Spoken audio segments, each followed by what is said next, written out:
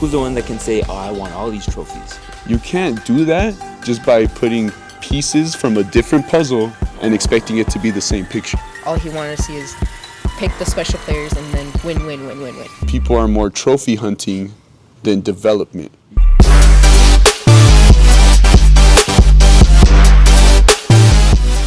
What's going on, guys? It's Coach Alex. Coach Aaron. Coach Bianca. And we are Chuco FC. Is it starting to cringe up on you? A little bit.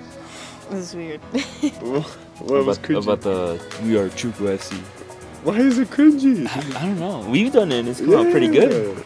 If anything, when we go to high school games and if we see someone that knows about us, they'll say, hey, you guys are the Chuco FC guys.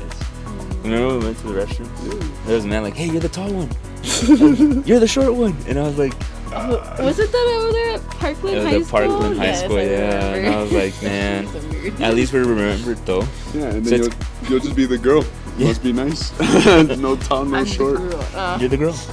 Well, all right, guys. Welcome to another episode of the podcast. Yes, sir. Yes, sir. Alrighty. So, do you guys think it's more an idea based on a team that everyone should have, or do you think it's individual roles that accumulate to what the team wants?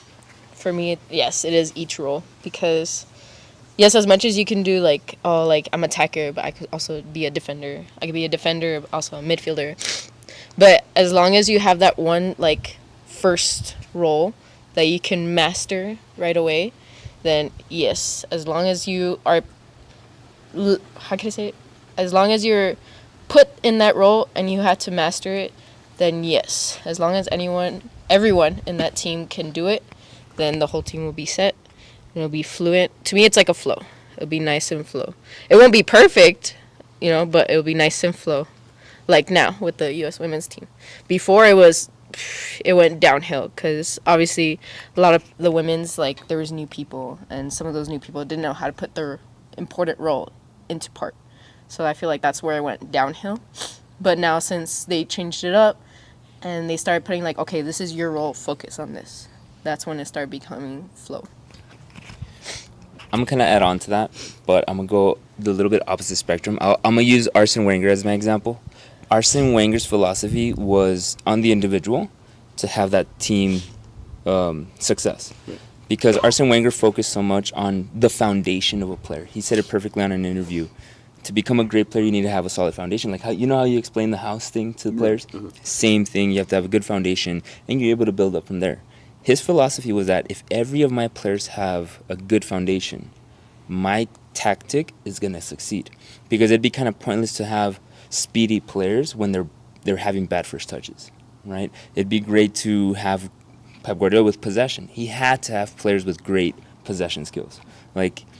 Because as a whole, the goal is to be successful, right? To obviously win, and a certain type. That's what made Pep Guardiola so special. How do you convince 11 guys to just pass the ball one touch? We know we live in an era where people love to dribble. They love to be ball hoggers. That was still a thing, and to this day is still a thing. Mm-hmm. The fact that he convinced 11 professional athletes to just give 1-2 touch, and be selfless with the ball. I mean, a lot of times Zlatan really had to put himself down, right, in order for Messi to score, right. Or vice versa. Henry had to let down of his stuff in order to let Eto'o score or Zlatan score. So, going with Arsene Wenger's philosophy, if every of my players has a solid foundation, right, my philosophy will succeed. So it's a mixture of both. I can't just one-side it on one. I agree with individual roles, but there needs to be an idea where this is how we're going to succeed. And Real Madrid, counterattacking. Ancelotti's thing is counterattacks. But I need to have players that the moment we get the ball from the bottom of the field, how fast can we get up there? Right? And that's when individuality comes in. Real Madrid has a bunch of fast players, but because the whole main topic is counterattack. Right. Yeah. And I like how both of you said it, because I agree. I think it does have to come from the individual, but with the team mindset. At the same time, as much as, right, you just mentioned 3 great clubs that have their different ideologies, at the same time, it doesn't work if one of those players doesn't do their job. So, for example, you just said Pep Guardiola's Barca team. That doesn't work without Xavi, Iniesta, and Busquets, because they were the midfield that were running and starting the passing. Arsene Wenger's Arsenal Invincibles. It doesn't work without Thierry Henry controlling that ball in that speed and having that individuality to get 2-3 players to open one or two of his own teammate, right? Real Madrid, right? I could think back to Jose Mourinho. As much as that guy's very extravagant and that guy's crazy, the reason why he probably has the most success as a Real Madrid coach is because he allowed these individuals to kind of shine through in the sense of, okay, you're good at this, bring it out. We could use you, David Beckham. He was very good with the long shots and the free kicks. That's why whenever it was a 40-yard free kick, oh, they were deadly. And a lot of times now, a 40-yard free kick is just a pass. But back then, it was like, nah, I got a guy who's got a leg, so I can score even from here. It's the system, but at the end of the day, every single player has to not only understand it, but they have to also do their roles. If you do your role, which is right what both of you said, now you can kind of venture off into the side roles, right? So that's where, again, I feel like it's both, but I'm going to take more the individual, because even if one person, if the 10 are doing great and that one person is off, that's that hole. Es la papa. Yeah. That's what they say in Spanish. Ahí está la papa. And that usually is bad because that's the bad one, right? Now let's attack that side. All right, nice. So out of all the clubs that we mentioned, right, a lot of them you mentioned are big clubs that have won trophies. Now, do you believe it is more important to always strive for the trophies and always for the successes and always for the glamour? Or do you think at times it's better as long as the system that you're developing, whatever it is, right? We talked about the different systems, but whatever system you want to focus on, is it better to master that? Or is it better to kind of, okay, this team was successful, let me get this system. Next year, okay, now this team was successful, let me get this system. Because again, you're trophy hunting. Mm-hmm. So trophy hunting or setting a good system? That's hard. I mean, for me, more having a good system, because I can see if you have a bad system and you're just chasing after the trophy, then you're not gonna get there. From my personal experience, it did not get me there. From the past 3 years, it did not get me there. But having a good system, as in like with players and then teammates, and especially with coaches, as long as you have a good system, like, okay, like I said, the flow, as long as it's in a good cycle, for me, like, you will get there. You'll get to that upper rank to get that to that trophy. If you just focus on getting trophy, with bad system, with, you know, not so much, not to call it bad coaches, but from my personal 3 years, bad coaches, you know, teammates that did not care, that just doesn't want to even play that professional, semi-professional. To me, like, that's just, we're not going to get there. To me, that's already putting that mindset, like, we're not going to get there. If we're going to keep doing this, like, it's not going to go. It depends on how you see it, right? Because professionally, it's the system. You need to develop your own system. That's why you're a pro. That's why every player should be able to pass, dribble, and shoot. So now it's just implementing a system that works for them. Youth level, though, right? Based on what works, right? At the end of the day, like, which we've seen countless of times, coaches in the youth level trying to copy professional systems, right? That's a little bit trickier, which in a sense good, because it helps a player learn a system. It's better to learn a system that already exists and the player just kind of gets onto it than not knowing the system at all. Because we've also seen rec soccer, right? We went to go to that rec game. Yeah. Kids everywhere. There was no structure, right? At least, I don't know, a 4-3-3, man. It's something. So it just varies how you see it, right? That's where I kind of have to see the other side. In terms of youth competitive level, right? And especially if you see it like in a, like, let's say we had a professional team. The way we train the pros should be the same way we train the youth level, obviously in their level, but we're able to develop the same system. Granted, that's what helped Barcelona at this moment win again. Literally 10 of their starters are from La Masia Academy. That's how we beat Bayern. That's how we beat Real Madrid, from the academy players. Not from billions of dollars spent, Mbappe, Real Madrid fans, okay? PSG, right? Spending all this money, no system. Just wants. PSG will never win a Champions League if they keep just thinking about spending money. Until they really develop a player that they need, right? And that's the thing. That's what I feel we're Barca fans, and I'm going with Barcelona because we're Barca fans, right? She even went to Barcelona, Spain. I feel that's what we all have. Like we are Messi left, right? Obviously, that's the saddest moment of Barcelona history, but we still kept loyal to the team because that's a Barca thing. We're loyal to the team no matter how. See, that's Real Madrid fans right there. Sorry, that was a mosquito. Sorry, it's because there's a mosquito. I'm sorry. He's an idiot. That's Real Madrid fans. That's Real Madrid fans right there. Yeah, the moment they lose, they try to sack him out real quick, right? I mean, look, Mbappe didn't have a good performance in the Champions League, right? Or against Barca. What's the first thing they said? Mbappe out. Bro, you barely signed him. You just spent this much money. You can't give up on him that easy. And I feel like that's where Barca fans are true and loyal to the club. And that's what clubs need. Loyalty, loyalty, loyalty. But good loyalty. The good type of loyalty. Coach, go ahead and tell the community your famous quote from your rapper. So 21 Savage said he'd rather have loyalty than love because love really don't mean jack. And the only reason he says that is because you can hate me or love me and still have my back. And I think that's a very powerful saying because, right, like, for example, you just said Barca. We hated the fact that they let go of Messi. To this day, I don't think any Barca fan agrees that Messi should have left. He should have ended his career there. He should have retired there. And they're going to retire his number or hang his jersey in the rafters, something. They're going to even build a statue in front of the new Camp Nou. They have to because he did so much for the club. But, again, love or hate the club, right? Because it's been a rough 5 years. It's been a rough 5-6 years of being a Barca fan.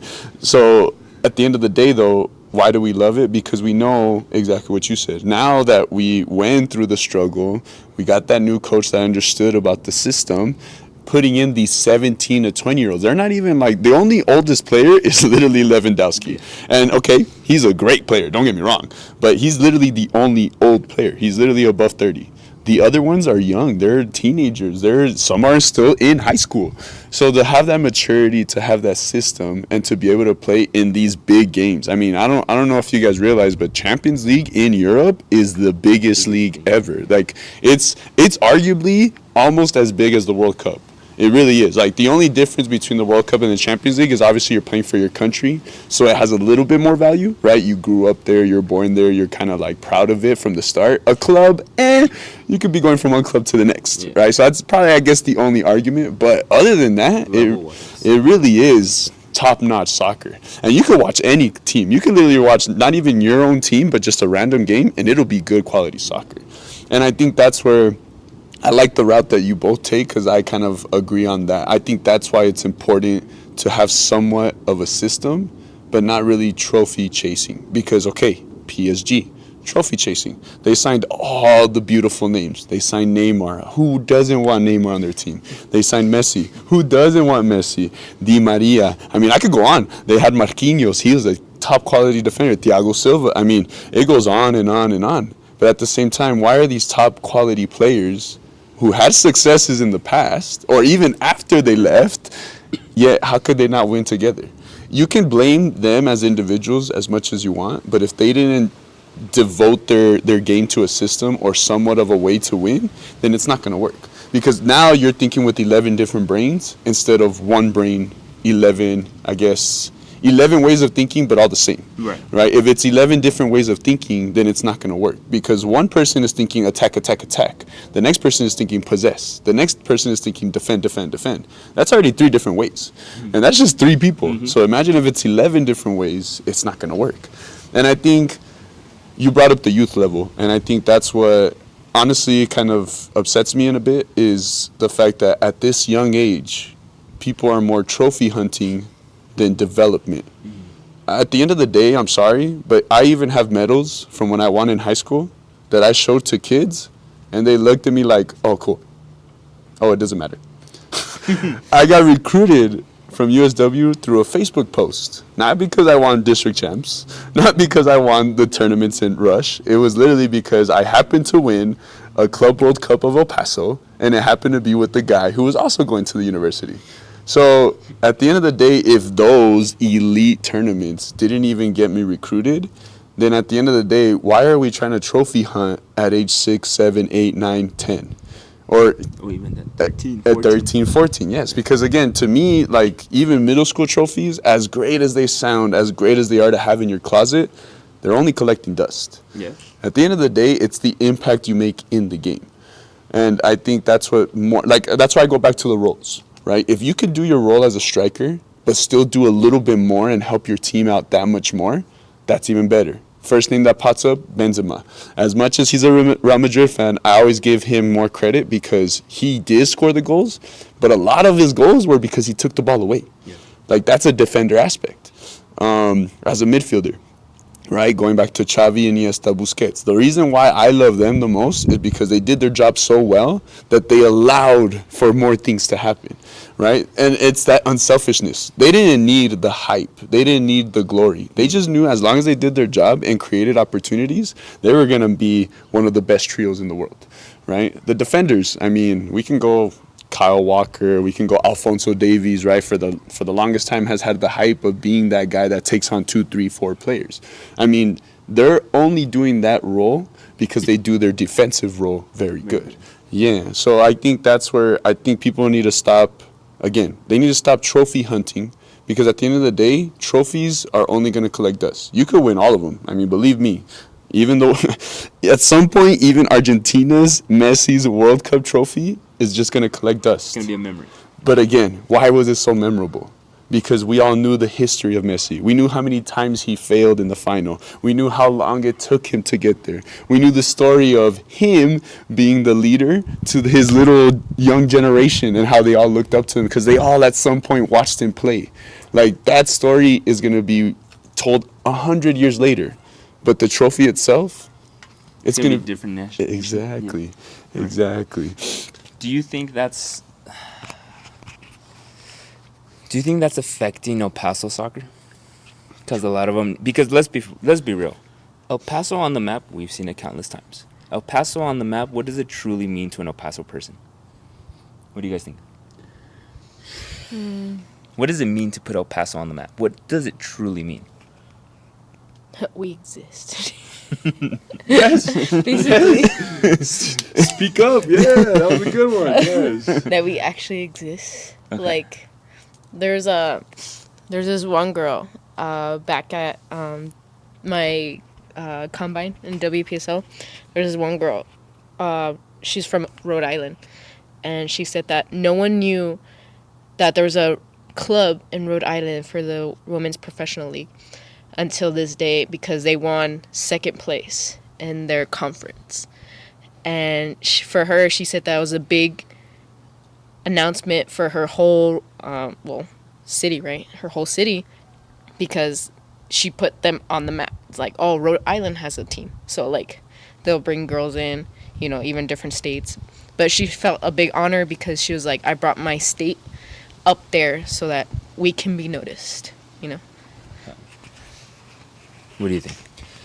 Yeah, I think that was low key part of the motivation of wanting to be in the next level. Like, yes, and during high school it was a lot more developmental, so I didn't really dream that big until it really was senior year when we went to St. Edward's for that tryout, seeing that we could compete with these top players. I mean, when we went, there was people that, one, were already being scouted for the St. Edward's team. Right, we didn't know that until afterwards, but obviously, like, Saying over it's for real.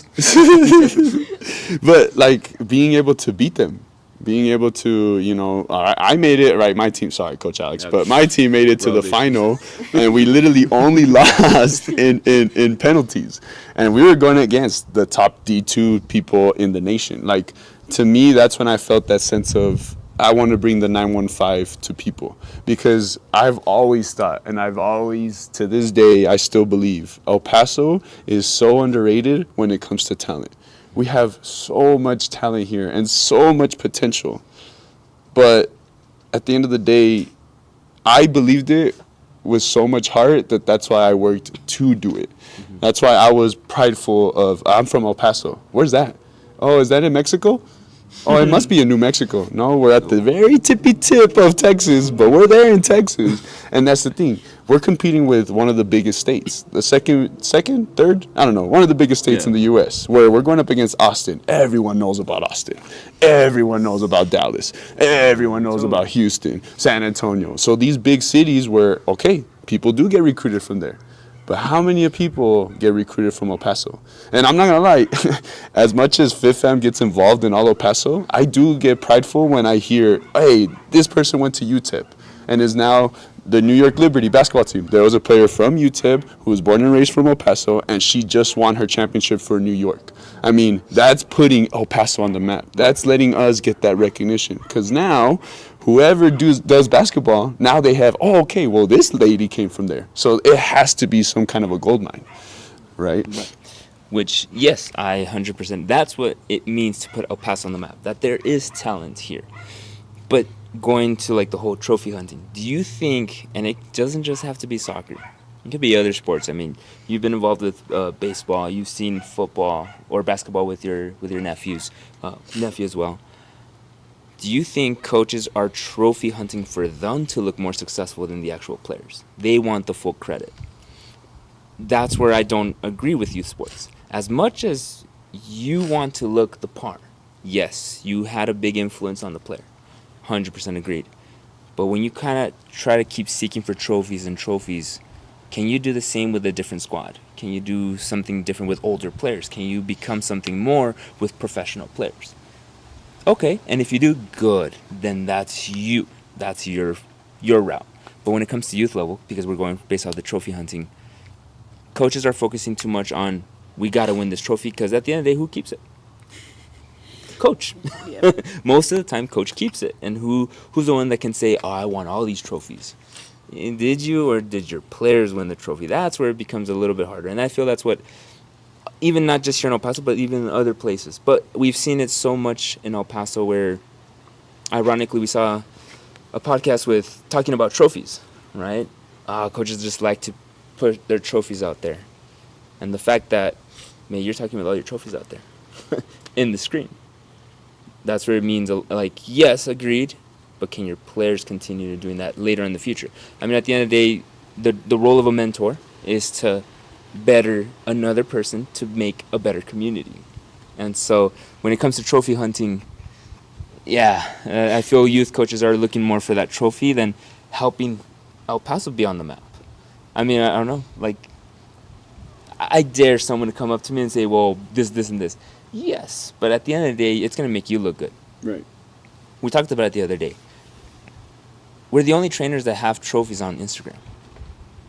Well, I mean, in the sense of neutrality.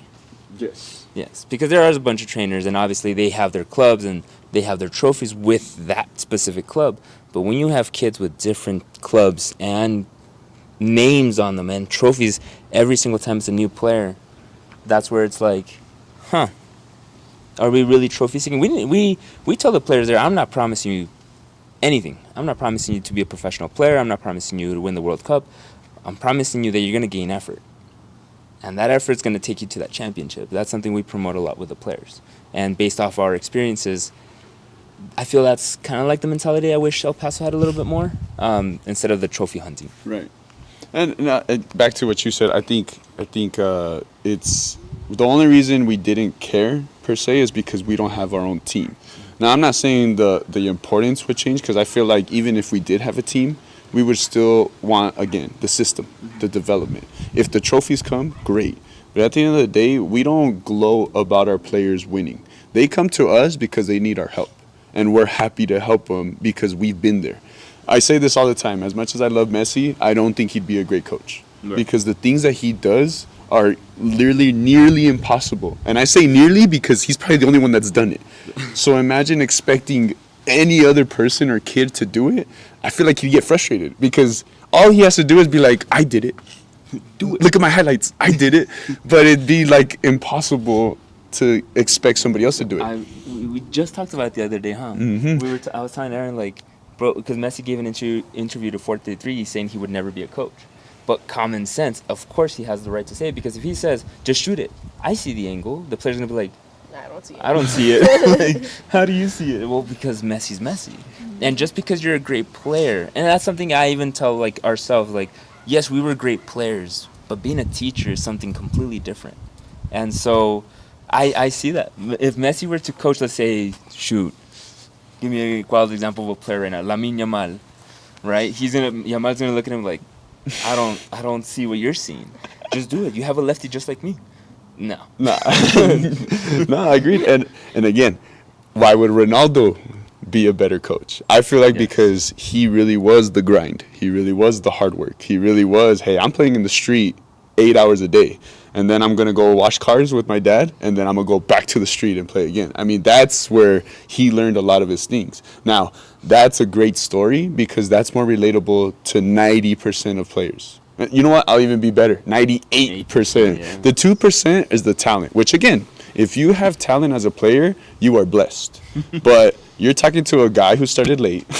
You're talking to a guy who had to work hard. And you're talking to a lady who had to just work just as hard as well to get to our points. So that's where I feel like that's what makes us good teachers or better mentors, because we have taken a lot of L's, right? And like my favorite quote, right? You got to take your L's, you got to learn from them, and then help me out here, and then you get a bunch of W's. Yeah, exactly. But again, because we went through it. Yeah. Was it fun? Absolutely not. We hated every single bit of it. We did. Like, there's no way I'm going to sit here and say, oh, I love losing.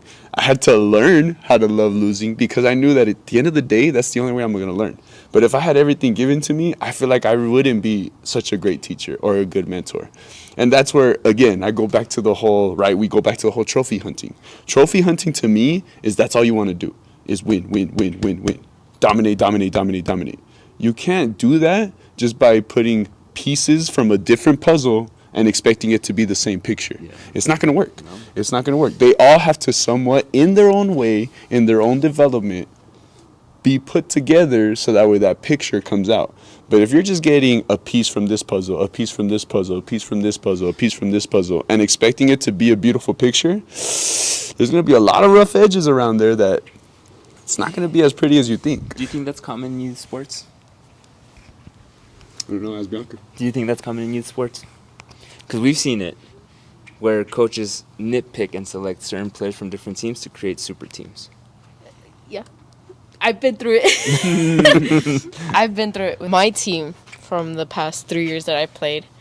Well, recently have been power players because obviously I had one girl who played in a different country. Obviously the coach was like, oh, we want her so bad that she's going to play the whole, like, 12 games, 90 minutes, even plus. And we were like, okay, cool. She's a good player. I won't deny that. But she doesn't have that fundamental of working with others. Like how you said, like, she was just a dribbler. Like, she'll take on. But then once she loses it, she just, yeah, like, it's the end of the world. She just gives up.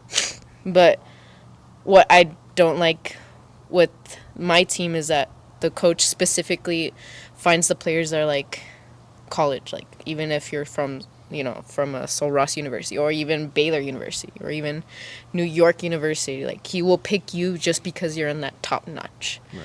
And that's what I don't like because he doesn't see, the backside of, like, the other girls are not in universities. It doesn't fold together. It doesn't Yes. work together. Yes. And he doesn't see the special, like, tactics that they have to actually put into the game, But that's why I get upset with that, like, all he wanted to see is pick the special players and then win, win, win, win, win. Like, trophies, trophies, trophies. Okay.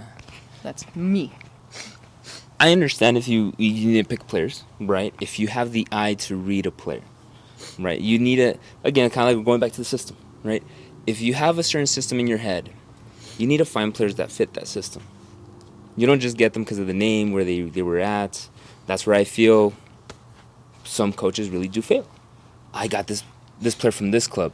Well, how come you're not scoring 10 goals like how you used to be over there? Well, bro, did you not realize on that defender and midfielder that they had, And when coaches, there's nothing wrong with having select teams. There's nothing wrong, bro. Like, we lived through it. We've seen it. We've been there. There's nothing wrong with being select teams. But when you select a player, you need to make sure from point A to Z fits together. Oh, this guy scored 20 goals. He's the perfect fit for my striker. How did he score his 20 goals?